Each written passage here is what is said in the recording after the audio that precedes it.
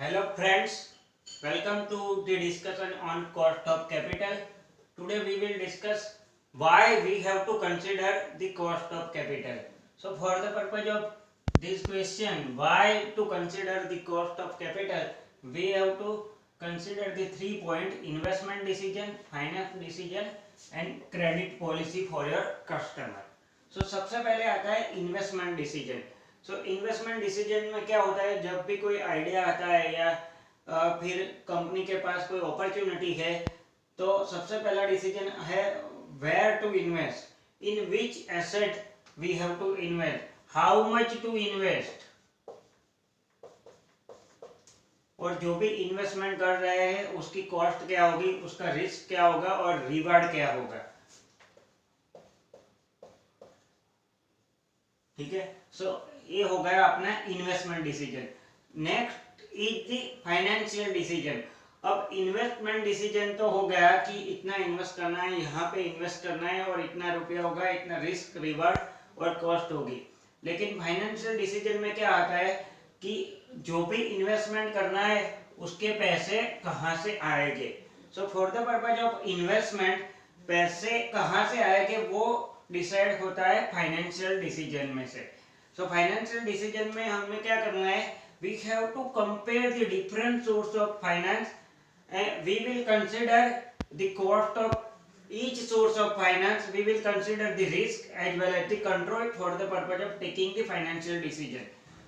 If you are thinking about the cost, then debt is cheaper than equity. So equity की cost ज्यादा होती है, date की cost कम होती है. लेकिन अगर इक्विटी आप इश्यू करते हो तो आपका कंट्रोल डाइल्यूट होगा. ठीक है. इक्विटी की कॉस्ट ज्यादा होती है, उसमें रीपेमेंट कंपलसरी नहीं है, डिविडेंड कंपलसरी नहीं है. लेकिन अगर आप इक्विटी शेयर इश्यू करते हो तो आपका कंट्रोल डाइल्यूट होगा. डेट की कॉस्ट कम है लेकिन उसका रीपेमेंट और इंटरेस्ट का पेमेंट कंपलसरी होता है. सो यहाँ पे फाइनेंशियल रिस्क हो सकता है अगर कंपनी के पास रीपेमेंट की कैपेसिटी नहीं है या फिर इंटरेस्ट की कैपेसिटी नहीं है तो भी कंपनी को उसका पेमेंट करना पड़ेगा, क्योंकि यहाँ पे पेमेंट टर्म्स कंपलसरी है. So each of the capital structure item has its own advantages as well as the constraint. So we have to consider this in the financial decision. Next thing is the credit policy for your customer.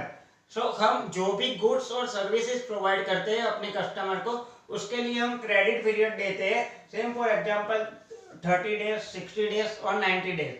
सो उसके बाद उसको payment करना है. So same for example अगर हमने 30 days का customer को credit period दिया, आज हमने कस्टमर को गुड्स और सर्विस प्रोवाइड कर दिए, तो कस्टमर को हमें 30 डेज के बाद हमें पेमेंट देना है.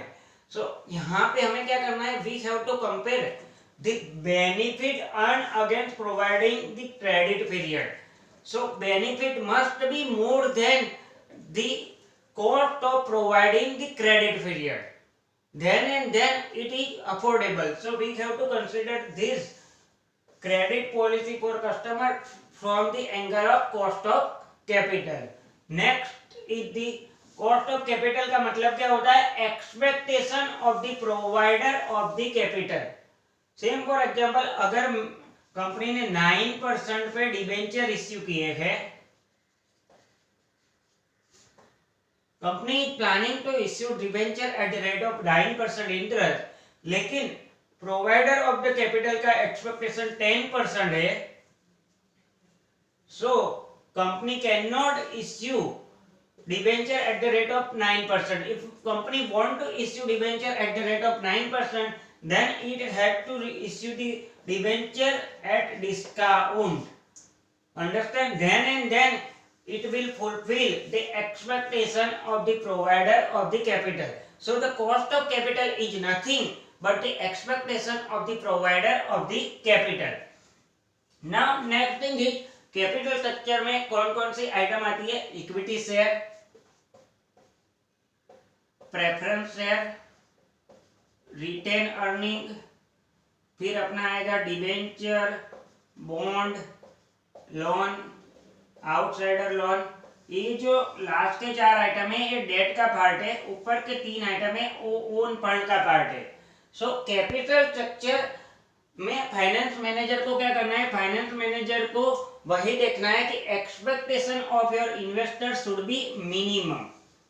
अगर expectation of the investor is minimum होगी then and then share holders wealth is maximise. So सबसे पहला टारगेट क्या होता है कि wealth of share holder must be maximise. So wealth of share holder कब मैक्सिमाइज होगी, जब expectation of investor that is your cost of capital, यहाँ पे हमने देखा ना कि cost of capital is equal to expectation of the provider of capital. So expectation should be minimum, then and then wealth of shareholder will be maximum. So cost of capital is nothing but the return expected by provider of the capital. So cost of capital is nothing but the return expected by the provider of the capital. Cost of capital को हम क्या बोलते हैं, cut off rate भी बोल सकते हैं, hurdle rate भी बोल सकते हैं और मिनिमम रेट ऑफ रिटर्न भी बोल सकते हैं। सो इतना तो कंपनी को कंपलसरी अर्न करना ही चाहिए, इसके लिए उसको बोलते हैं minimum rate of return. I hope you will understand this. From next session we will understand via some of the example as well as the problem related to the capital structure as well as the cost of capital. Thank you.